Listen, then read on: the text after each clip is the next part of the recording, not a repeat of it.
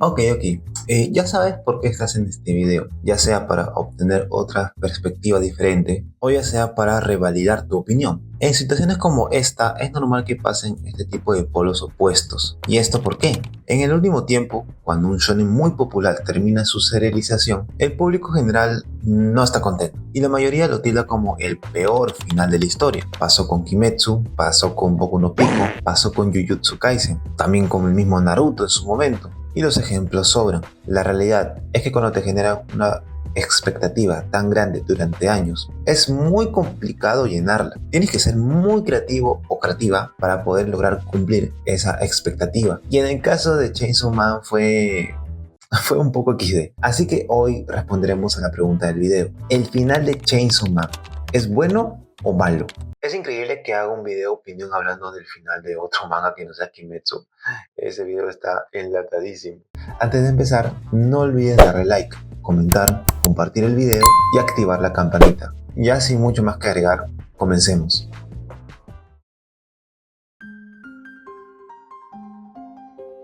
Antes de hacer este video había leído los últimos 10 capítulos para tener una perspectiva más amplia.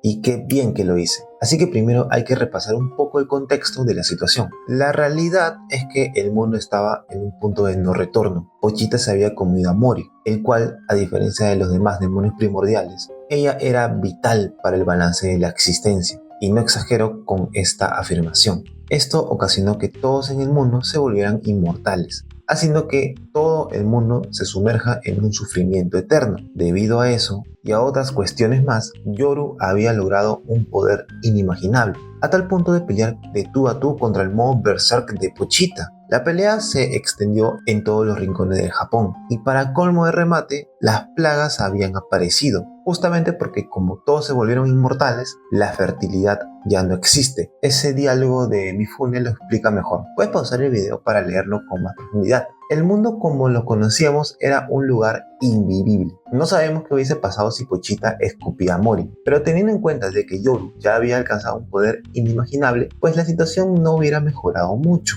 Esto hablando solo de los sucesos de la obra. En cuanto a la opinión del fandom, pues no era muy positiva. Los fans ya habían cuestionado la calidad de la obra, y la verdad, sí, la historia se había vuelto un poco rara. Denji no era el mismo de la parte 1, literalmente rozaba la flanderización. La calidad de dibujo había caído brutalmente. Hasta parecía que los personajes no pertenecían al escenario, parecían stickers. Las expresiones eran horribles. Tampoco ayudaba que los personajes parecían más sacados de South Park que de la misma obra. Porque por un lado, en la parte 1 habían demonios con motivaciones simples, pero con deseos profundos y complejos. Mientras que en la parte 2, pues... bueno, si el demonio de la fucking Dead tiene motivaciones banales, no esperes a que me tome en serio la situación. Las motivaciones banales solo funcionaban en Denji y estaban muy bien sustentadas, no en los personajes secundarios. En síntesis, el fandom no estaba conforme del cómo se había manejado ni la historia ni los personajes,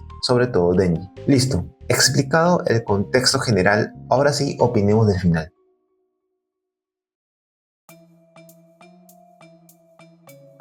Luego de la pelea contra Yoru, ambos son devorados por demonios. No pudieron defenderse debido al gasto excesivo de sangre. Aquí Denji tiene un último diálogo emotivo con Pochita. En general, esta escena es muy hermosa porque Pochita acepta que él es el causante de todos los problemas en el mundo y decide sacrificarse para salvar la vida de su único amigo. Esta escena, la verdad, fue muy hermosa y le da mucho valor al personaje de Pochita. El aceptar dar un paso al costado cuando la situación es insostenible es complicado. Me sorprende para bien que Pochita se lo tome de forma muy natural. Le dice lo que piensa a su amigo sobre él y simplemente se despide. Todo esto estuvo 9 puntos, pero ¿por qué no un 10? Pues porque hay un diálogo que a mí me hace un poco de ruido y es este acá. Este diálogo es raro.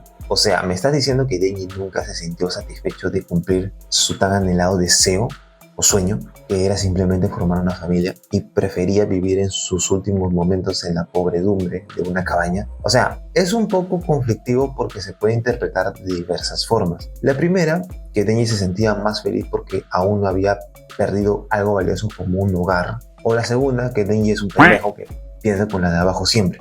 Yo hubiera puesto otro diálogo diferente, porque esto expone el estancamiento del personaje, pero como dije, puede ser interpretativo. Ok, ahora hablando del reinicio del mundo, honestamente no tiene sentido. O sea, si Pochita desaparece, ¿por qué necesariamente tiene que reiniciarse el mundo? Había una regla establecida. Mori, o Morty, porque en la comunidad también le llaman Morty, fue tragada por el motosierra y el mundo siguió igual. Y ella era un demonio más importante que Pochita. O sea, no tiene ni pies ni cabeza que ocurriese esto, por lo que podemos considerarlo como un Deus ex machina, pues todo hace indicar que el autor lo hizo para mantener a todos contentos.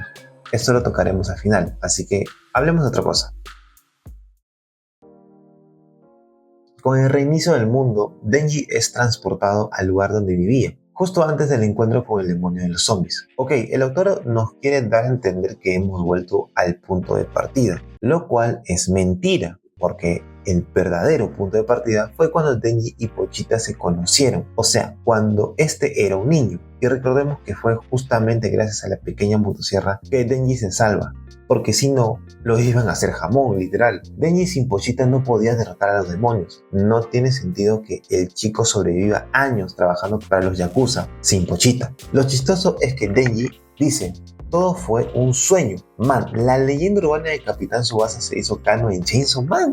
Tampoco tiene sentido la elección de los acontecimientos. Y parece que el mismo autor se da cuenta, porque hace como una ensalada. Mete a Power, mete a Nayuta y mete a Asa, ignorando un montón de detalles como que ¿por qué Power tiene a Miyako si esta fue rescatada justamente por Denji? ¿Por qué Nayuta es el demonio de control y no Makima? ¿Qué pasó con Aki, Ángel, Jimeno y Kishibe? Esto es muy conflictivo porque independientemente de lo que se diga después, el hecho es que todos los acontecimientos pasados se borraron. El arco de Reze, la cacería de Denji, Aki perdiendo a su familia, el pequeño arco del instituto, todo eso no importa porque el mundo se reinició. Esto sí puede ser un mal sabor de boca porque te queda la sensación de ¿por qué leí todo esto si va a terminar de esta forma? Yo lo que quiero creer es que no es que todos los acontecimientos se hayan borrado. O sea, sí pasaron, sí ocurrieron, solo que Pochita decidió resetear el mundo y volver a un punto de partida pasado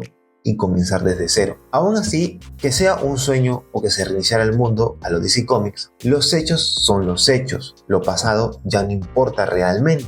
Y esto, quieras o no, va a crear un nudo en la garganta en varios espectadores. ¿Pero por qué Fujimoto hizo esto? Pues porque ya estaba fulminado. Como lo mencioné al principio, la calidad de la obra había bajado considerablemente, irreversible. Aparte de eso, y esto creo que fue un factor más importante, fue que el pobre Denji ya había sufrido mucho. Es fácil, el protagonista que más sufrió, por lo menos de la última generación. Entonces, un Fujimoto cansado, que se le había ido de las manos la situación del mundo y los poderes de Yoru, y con un protagonista que no sabía cómo hacerlo progresar, pues simplemente decidió darle un último final feliz, reiniciando el mundo y conviviendo con las personas que siempre lo han querido y apreciando genuinamente. Eso explicaría también el por qué los acontecimientos sí ocurrieron y Nayuta es la demonio del control. Mi cabecilla de seguridad pública siendo niña, bueno, ok.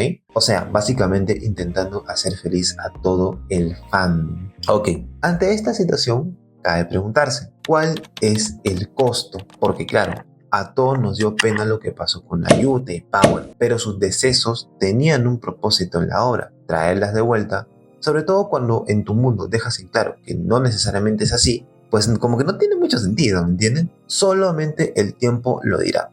Nomás no se le ocurra decir en una entrevista que todo fue realmente un sueño, porque ahí sí olvidémonos de futuras adaptaciones. No vaya a ser como la vez que Koyoharu dijo que los poderes son solo visuales y arruinaron la perspectiva de los combates en Kimetsu.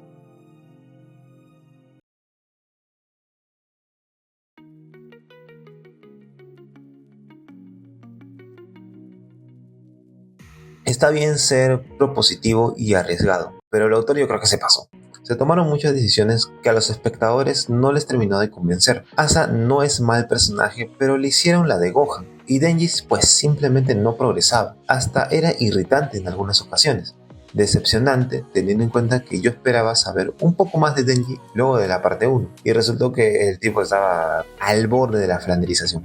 Muy cerca de hecho. Felizmente no fue así, y eso me alegra. En conclusión, respondiendo a la gran interrogante, ¿el final es bueno o malo? Pues para mí sí es malo, porque no termina de atar los cabos sueltos.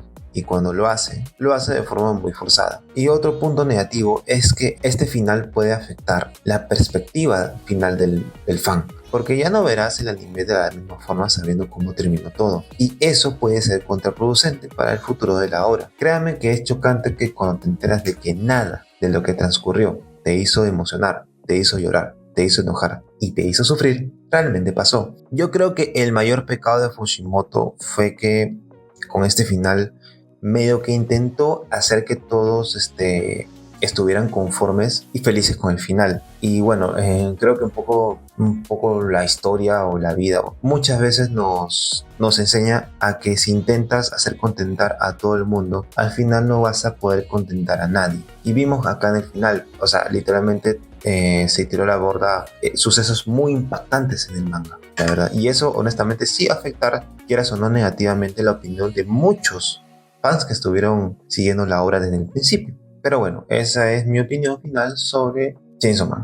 Bueno, en parte eso sería todo, la verdad. O sea, Chainsaw Man inconscientemente es uno de los mangas que seguí, no semanalmente. De hecho, yo me ha puesto al día hasta antepenúltimo capítulo. Y los dos últimos sí los seguí en emisión, la verdad. Así que literalmente coincidí. Aparte, no sé si esto lo considero una buena estrategia de marketing o simplemente a Fujimoto se le olvidó. Pero tengan en cuenta que el final de Chainsaw Man no fue anunciado hasta el antepenúltimo capítulo. Literalmente nunca se había hablado del final de Chainsaw Man. Literalmente, solamente lo habían anunciado en las redes sociales. Eso también, pues, quieras o no, influyó también un poco en el final, pues. Bueno, eso sería todo. No olviden suscribirse, darle like, activar la campanita y bueno, seguirme en todas mis redes sociales, sobre todo en TikTok, donde suelo estar mucho más activo con los comentarios.